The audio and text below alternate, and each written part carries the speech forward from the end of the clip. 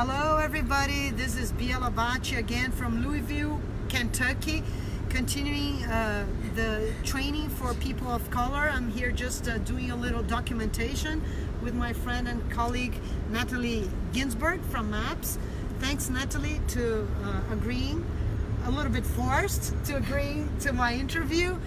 Natalie likes to stay on the backstage of things, and you know, she always knows what's going on, but you don't often see her out there, so I gently ask her to bring it forth because we had to do an exercise, and she was telling me how, you know, she has dreamed about this happening for 5 years, and I found that story touching.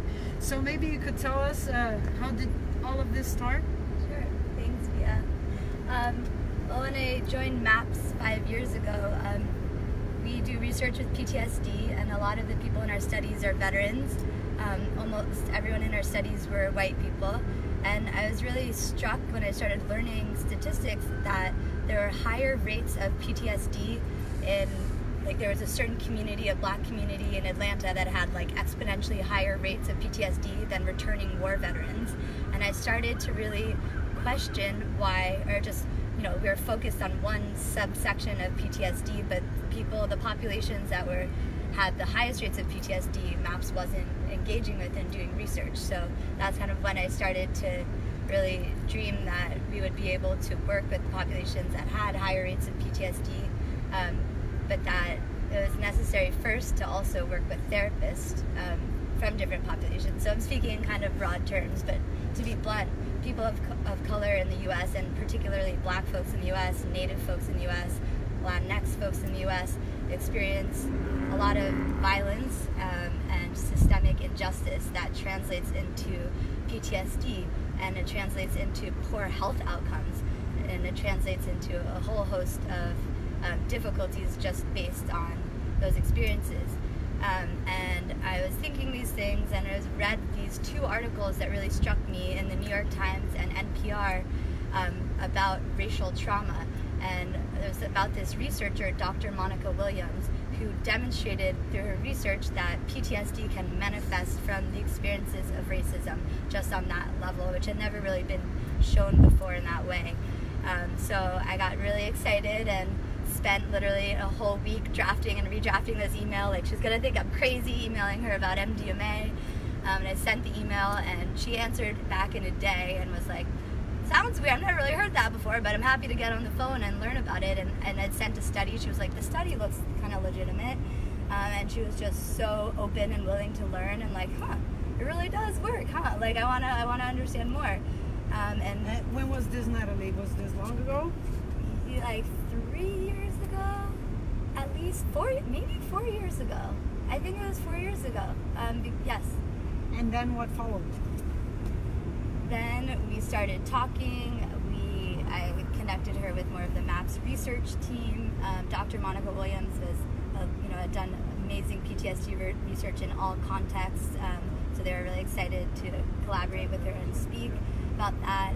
And Dr. Williams started to have conversations about how MAPS work could be more culturally informed in all of our ways, which is a really difficult process, and one that's essential, and one that I've also been really working to move forward. But MAPS is just like the rest of the country and a lot of even the world, in that we're stuck in certain old systems and paradigms. So when we're trying to make change, it really can be a difficult, long process sometimes. And that's something Dr. Williams has really been willing to stay present and be around and help continue to tell, guide MAPS and make recommendations. And Dr. Williams has also brought in some really amazing other therapists who have gone through our trainings and then been able to work in our studies. And she actually ended up starting a research site at the University of Connecticut with a whole team of therapists of color, and many of those therapists are even here today. Sarah Reed organized and helped host the workshop that we had this weekend. Jamila and Terrence are also assisting this training right now.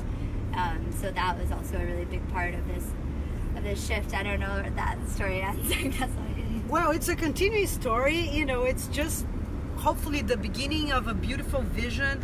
And I have been here throughout the weekend, and it has been very powerful, and we all feel like this charisma being touched in our hearts, hearing about stories of oppression, stories of racism, feeling people's internal wounds, and sharing their stories, but also sharing their hope, you know, on transformation, and talking and addressing the challenges on bringing these medicines to communities of color, because as a lot of speakers said, communities of color frequently feel very suspicious of the medical establishment due to a history of long experimentation without explicit consent.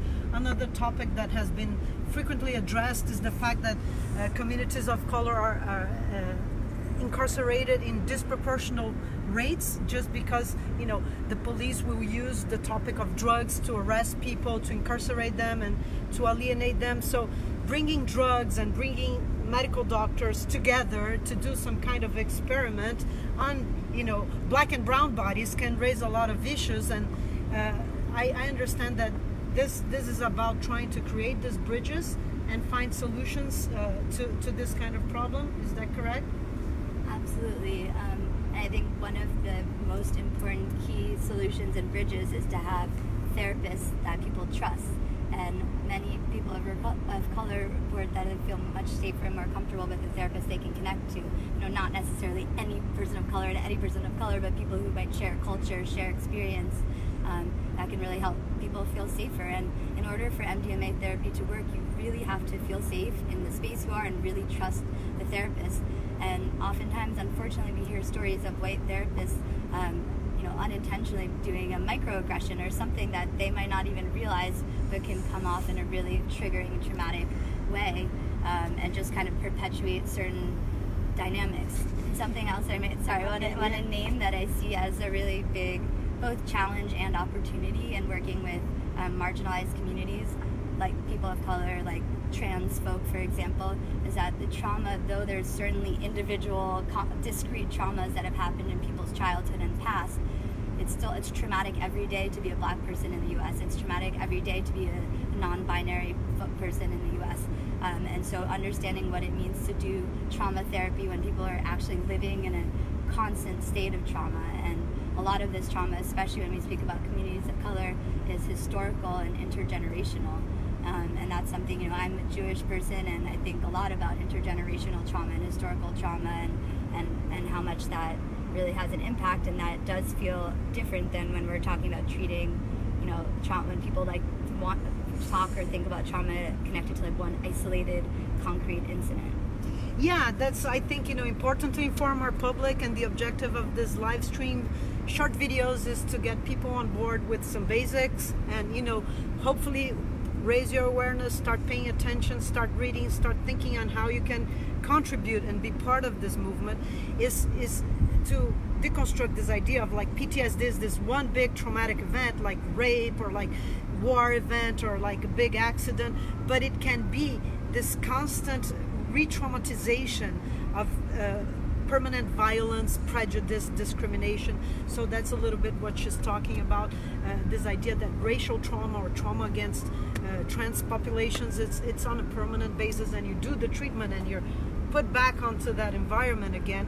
And also another topic that is frequently mentioned here is one that a lot of people don't know, is that of microaggressions. Is that correct? Can you talk a little bit about microaggressions, and how do you think this, you know, we could work towards ending that? I think that's a really good question, and actually one that also Dr. Monica Williams has done some really interesting research on microaggressions.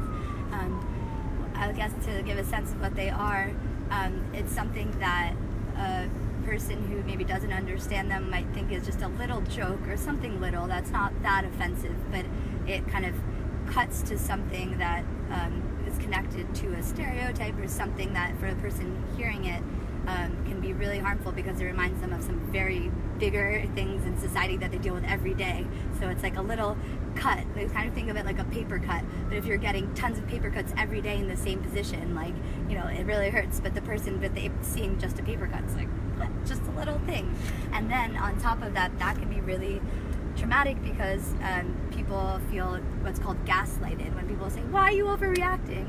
A lot of white therapists will do that to people of color. Okay, I understand that hurt, but it's not a big deal really in this, like, and trying to downplay it. And that's what we call gaslighting, which is even more like, oh, am I crazy? I'm depressed? Am I trying to look for something wrong? And I can give you some examples of microaggressions that are it's hard. It's a learning process. It requires white people to really take the time to think, to read, to listen to people of color, and really understand what a microaggression is, and know that we're going to keep making mistakes. I've been doing this work over 15 years, and I'm sure I still am constantly making mistakes, and I'm just committed to learning and asking my friends to call me in, actually, as we like to say, to call in with love, and not to shame people in that, but if they're really trying to grow, that's cool. And I just want to give an example of something that might be confusing is actually just yesterday I heard of someone I'm trying to participant? think now I'm like microaggressions? Yeah, well, of course, and that's going to happen throughout, and many people, even some speakers did, right? And actually someone asked a question in the audience, and a speaker named it as a microaggression. I can recite that actually because I was on camera. Someone in the audience, a white woman, was asking this panel of all people of color and was like, you people all say this, you people say that. And that's something that a white person might not hear, you people, but what does that mean, you people? As if all people of color are the exact same thing. She's was talking to this monolith. But that's not, I want to give an easier example of a microaggression would be. I have an example. Our camera person has an example. Hold it together. Let's finish this. Well, I would love to hear Zoe's example, because I know Zoe probably has a million examples. One that's like coming to mind for me just now is that was a white person calling a black friend sassy.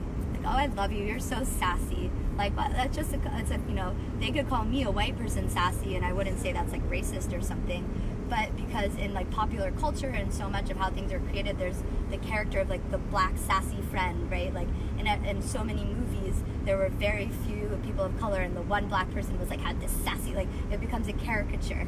And so in doing that, it's saying like, I literally, when I look at you, I'm just seeing you as a sassy black person instead of like holding the full person. So I think that example came to my mind because I can understand white people being like, what, sassy? It's like a compliment, but like not understanding the greater context of how a black person hears that. That's like what a microaggression might be. I'm curious, Zoe. Zoe? Let's hold on for a minute. I just want to bring a little bit back into. You mentioned a distinction that it's okay to learn and to do mistakes, and I thought it was really awesome that Dr. Carl Hart, he made a definition of racist that I enjoyed, which was racist is somebody that does like racial attacks, and when you tell him that's bad, he will insist on those, versus somebody that just does some kind of racist action, but you tell him and he'll correct it. He's not a racist. So a racist is not something inherent, but it's it's a process of learning and becoming aware that you can always improve and be amendable to feedback, and learning, giving the chance for people to grow and to evolve and to transform and to join this joint education. And also, as Natalie says, a lot of things are quite obvious, and it sound obvious, yes, but you got to say it first. And I got a lot of those things intuitively, and just for the sake of sharing our stories for our series of live interviews, I am a Brazilian who immigrated to the US, and my parents are both psychologists. My partner is a psychologist, and I like to do therapy.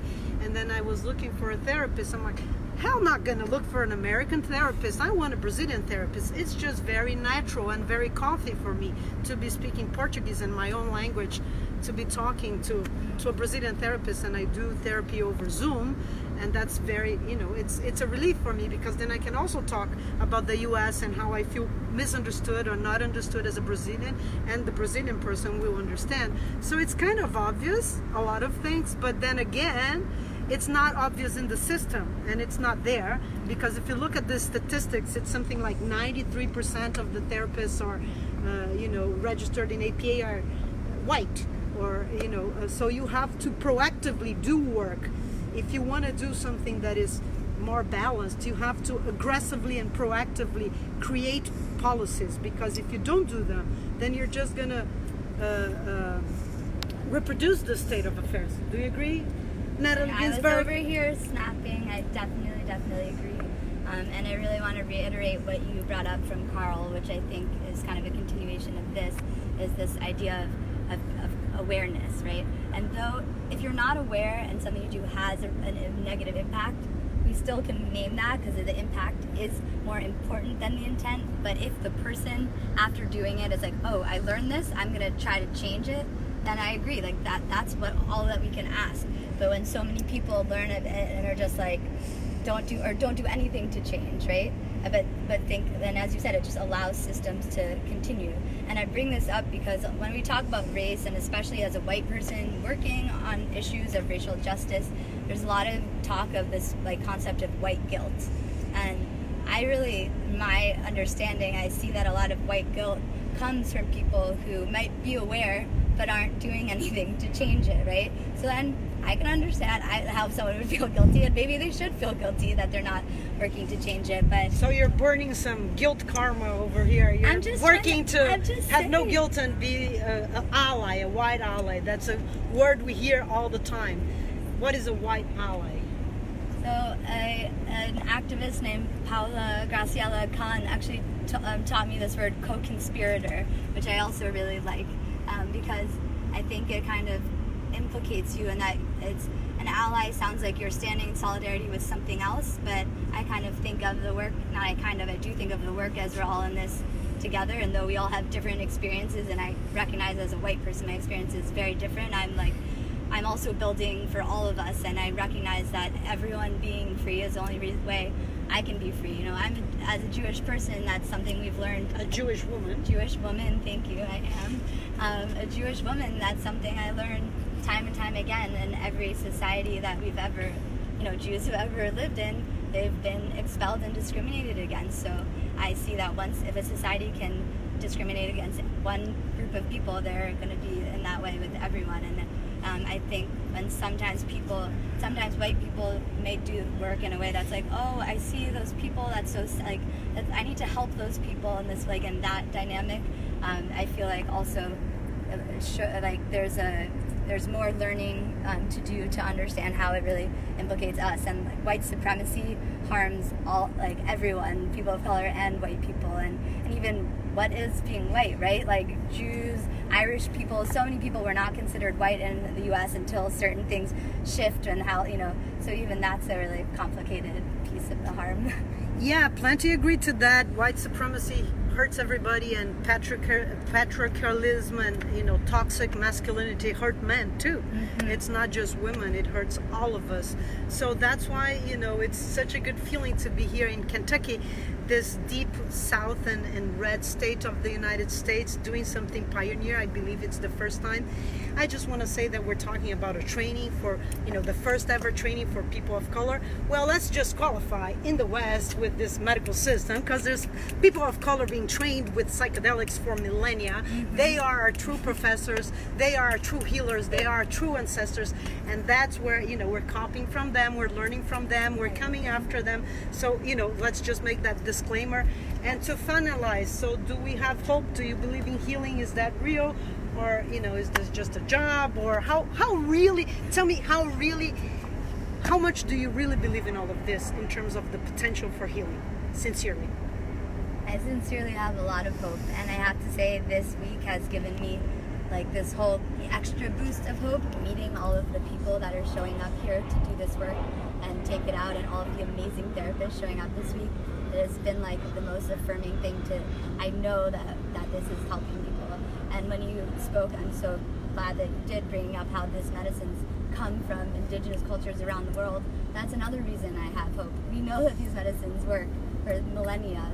These medicines have been healing communities. So I hope we can continue to respect and learn from communities who've been doing this work for a lot longer than the Western scientific model has been. And I think in doing that, that is how we're going to allow this work to really heal as many people as possible, as long as we're really thinking about understanding where it came from and how to make it accessible for people who need it. It's not only where it came from, the use of traditional plant medicines by indigenous people is actually central to their ability to remain indigenous despite colonization, because it's 500 years of resistance of people trying to impose a different language, a different culture, a different religion, and the use of psychedelic plants is central to the organization of the societies, to territory, to language, to identity, to socialization, to the whole cosmology, to the myths of origins, to ethnicity, to who they are. And through using these plants, they have, you know, been able to do alliances and defend their lands and keep on hoping and keep on dreaming and keep on resisting, including in Brazil, in my native land, which is really dark these days, like the US.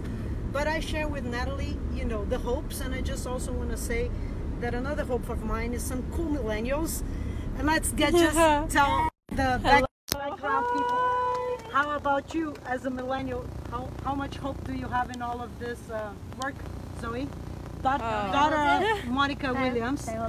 I have so much hope in this work and in its efficacy, and I really feel that we're moving towards a positive change, especially for minorities and other people of color who have mental health disparities in our country. There we go. Right on. Keep on tune, audience, and Natalie, MAPS, Rick Doblin, all friends all over the globe. Big hug, much love from Louisville, Kentucky.